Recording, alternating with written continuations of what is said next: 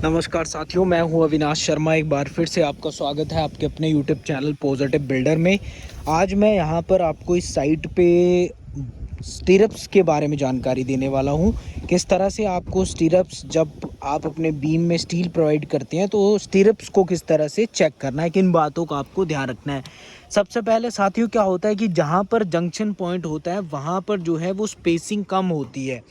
जहाँ पर junction point है, जहाँ पर जो है वो आपका बीम जंक्शन पॉइंट के पास या जंक्शन के पास जुड़ता है, वहाँ पर स्पेसिंग कम होती है। और जहाँ पर जो है सेंटर में अगर आप देख सकते हैं तो सेंटर में स्पेसिंग जो है वो ज़्यादा होती है एज़ कंपेयर जंक्शन पॉइंट। क्योंकि जंक्शन पॉइंट में जो है अगर फेलियर होने के चांसेस होंगे तो आपका जंक्शन पॉइंट से आपका स्ट्रक्चर में जो है वो फेलियर आते हैं। और साथ ही साथ जो है वो आपके जंक्शन पॉइंट जो होगा वहाँ पर जो है वो सबसे ज़्यादा शेयर फोर्स जो है वो एक्ट करती हैं, या फिर फोर्सेस जैसे अर्थक्वेक आएगा तो सबसे ज़्यादा जो आपका फेलियर होने के चांसेस रहते हैं वो रहते हैं जंक्शन पॉइंट से। तो यहाँ पर आप देख सकते हैं जो पहला स्टीरप्स है, सबसे पहले ध्यान देना है कि आपको जितनी स्पेसिंग है उतनी स्पेसिंग छोड़ के जो है वो पहला स्टीरप्स नहीं देना है। 50 mm के बाद ठीक जो है वो आपके जंक्शन पॉइंट में जो आपका, जैसे यहाँ पर ये स्ट्रक्चरल मेंबर है जिसे कॉलम हम कहते हैं, कॉलम की बार जो है वर्टिकल बार, उसी के साथ 50 mm की दूरी पर पहला स्टीरप्स यहाँ पर आप देख सकते हैं लगा दिया गया है। यहाँ पर ये इस तरह से प्रोवाइड किया है। उसके बाद जो है फिर स्पेसिंग, उस स्टीरप्स के बाद हम फिर स्पेसिंग, जैसे यहाँ पर 4 इंच की है तो 4 इंच के बाद स्पेसिंग देना स्टार्ट करेंगे। और L/4 या फिर L/5 डिस्टेंस तक, जहाँ तक जो है वो आपके स्ट्रक्चरल ड्राइंग में दिया गया है। तो यहाँ पर आप देख सकते हैं कि जहाँ तक एक्स्ट्रा बार प्रोवाइड की गई है, ये एक्स्ट्रा बार है जंक्शन पॉइंट में दी जाती है। तो जंक्शन पॉइंट में जो है वो हम अपने स्ट्रक्चर को मजबूत करने के लिए, और अर्थक्वेक जैसी शेयर फोर्सेस जो है वो आपके जंक्शन पॉइंट में ज़्यादा एक्ट करती हैं, तो उसके लिए जो है यहाँ पर जंक्शन पॉइंट में एक्स्ट्रा बार भी दी जाती है। तो जहाँ तक जो है वो स्ट्रक्चरल ड्राइंग के हिसाब से L/5 डिस्टेंस तक, L क्या है, L है आपका लेंथ ऑफ दी बीम या फिर लेंथ ऑफ दी स्पैन। जितना आपके स्पैन की लेंथ होगी उसे हम जो है वो स्ट्रक्चरल ड्राइंग के हिसाब से, अगर 5 दिया है, L/5 दिया है, तो L/5 के बाद जो है डिवाइड करके जो लेंथ आपकी आती है वहाँ तक जो है वो हमें सपोर्ट से, वहाँ तक हमें स्पेसिंग कम रखनी होती है स्टीरप्स की। और वहाँ तक जो है वो आपको एक्स्ट्रा बार की भी डिटेल दी गई होगी, वहाँ उस लेंथ तक आपको एक्स्ट्रा बार प्रोवाइड करनी है। तो इस तरह से जो है वो एक्स्ट्रा बार का ध्यान रखना है। साथ ही साथ स्टीरप्स की बात हो रही थी, तो स्टीरप्स का आप देख सकते हैं कि ये जो आपके, जहाँ पर स्टीरप्स की हुक होती है, तो हुक का क्या होता है कि हुक आपकी जो है वो अल्टरनेट वे में होनी चाहिए। सबसे पहले ध्यान देना है कि हुक ऊपर की तरफ हो, कभी भी बॉटम में जो है वो हुक की पोजीशन नहीं रहनी चाहिए।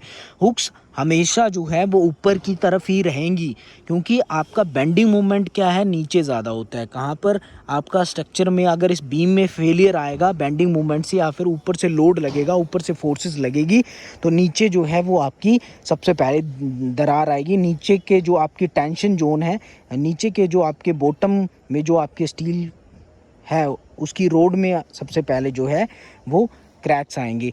तो इसके लिए जो है वो हम क्या करते हैं कि बेंडिंग मूवमेंट से बचने के लिए या फिर उस फोर्सेस को रेजिस्ट करने के लिए हम क्या करते हैं कि ये जो आपकी हुक्स हैं इन्हें ऊपर की तरफ रखते हैं। और ये अल्टरनेट वे में होनी चाहिए, एक यहाँ पर है, दूसरी तरफ, फिर उस तरह से यहाँ, उस तरफ से वहाँ। तो इस तरह से अल्टरनेट वे में, एक इस तरफ, दूसरी चेंज डायरेक्शन, फिर इस तरफ, फिर इस तरफ, फिर इस तरफ, फिर उस तरफ। तो इस तरह से आप देख सकते हैं अल्टरनेट वे में पूरे के पूरे बीम में इस तरह से हुक्स प्रोवाइड की जाती हैं। फिर स्टीरप्स में जो हुक्स हैं वो इस तरह से प्रोवाइड की जाती हैं। उसके बाद क्या आपको ध्यान में रखना है, उसके बाद आपको डेवलपमेंट लेंथ का ध्यान रखना है। डेवलपमेंट लेंथ क्या होती है, नीचे आप देख सकते हैं कि एल शेप में नीचे के स्टील को मोड़ा गया है। अगर आगे छज्जा नहीं होता तो ऊपर के भी जो ये स्टील की बार्स हैं, जो रोड हैं, वो नीचे को मोड़ी जाती। अब छज्जा है आगे तो ये आगे जा रही हैं और छज्जे को भी ये सपोर्ट करेंगी, इसीलिए जो है वो ज़रूरी नहीं है नीचे की तरफ मोड़ना। लेकिन अगर छज्जा नहीं होगा आगे तो आपको ये जो आपकी बीम्स की बार आ रही हैं, टॉप बार जो हैं, वो नीचे की तरफ आपको ज़रूर मोड़नी है। और इस तरह से ये डेवलपमेंट लेंथ प्रोवाइड की जाती है।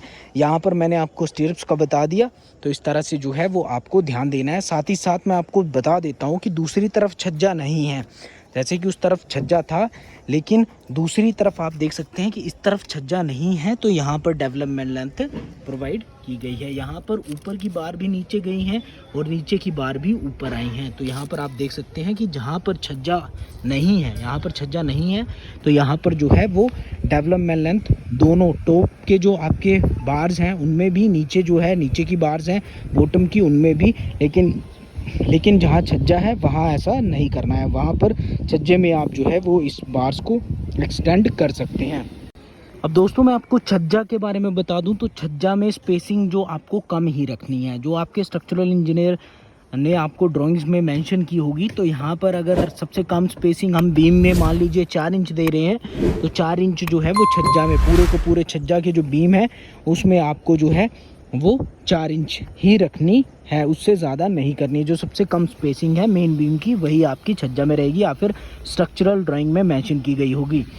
और आपको ध्यान ये देना है कि जो आपके छज्जा का कॉन्सेप्ट होता है वो थोड़ा सा सिंपली सपोर्टेड बीम से अलग होता है। सिंपली सपोर्टेड बीम क्या होता है, दोनों तरफ जब सपोर्ट है वो जो आपका बीम है वो सिंपली सपोर्टेड है, और लगातार जो आपकी ये बीम के बीच बीच में सपोर्ट है जैसे कि कॉलम्स हैं, ये कंटिन्यूस बीम है आगे तक।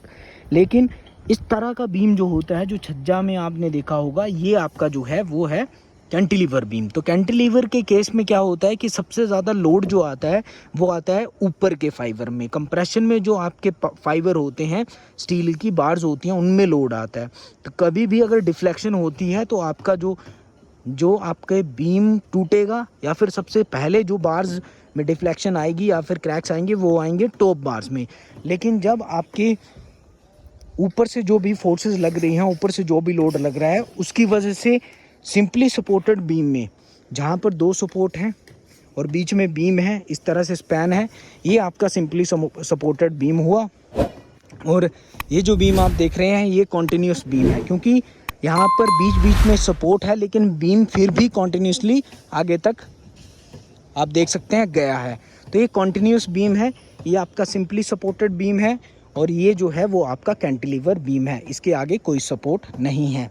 तो क्या होता है कि सिंपली सपोर्टेड बीम में जब ऊपर से हम फोर्सेस लगाएंगे, ऊपर से लोड लगाएंगे, तो नीचे जो टेंशन का जोन है, टेंशन के जो स्टील बार्स हैं उनमें डिफ्लेक्शन या उसमें दरारें आएंगी सबसे पहले। और कैंटिलीवर के केस में उल्टा होता है, यहाँ पर टॉप फाइबर में टॉप जो आपकी बार्स हैं उनमें क्रैक्स आएंगे, या फिर जो कंप्रेशन की कॉन्क्रीट है सबसे पहले उसमें दरारें आएंगी।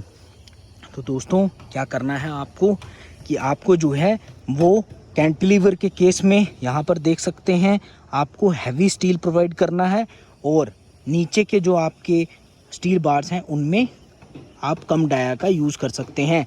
तो ऐसा तो नहीं हो सकता कि हम आगे काट के कुछ अलग डाल दें, यहाँ पर ओवरलैप करके यहाँ पे अलग डाल दें। तो उसके लिए क्या किया जाता है कि ये जो आपकी एक्स्ट्रा बार, जहाँ तक आपका ये छज्जा रहेगा, जहाँ तक ये आपका कैंटिलीवर बीम रहेगा, वहाँ तक आपको जो है वो आगे एक्सटेंड कर देना है, या फिर वहाँ तक होना चाहिए एंड पॉइंट तक, और यहाँ ये एक्स्ट्रा बार की तरह काम करेगा। तो इस तरह से जो है वो आप कैंटिलीवर के केस में स्टील प्रोवाइड करेंगे। तो आज की जानकारी अगर आपको अच्छी लगी हो तो पॉजिटिव बिल्डर यूट्यूब चैनल को सब्सक्राइब कर दीजिए, बेल आइकन को प्रेस कर दें ताकि इस तरह की महत्वपूर्ण वीडियो और जानकारी आपको समय पर मिलती रहे। आज की वीडियो में इतना ही, मिलते हैं नेक्स्ट वीडियो में, तब तक के लिए बाय, आपका दिन शुभ हो, धन्यवाद।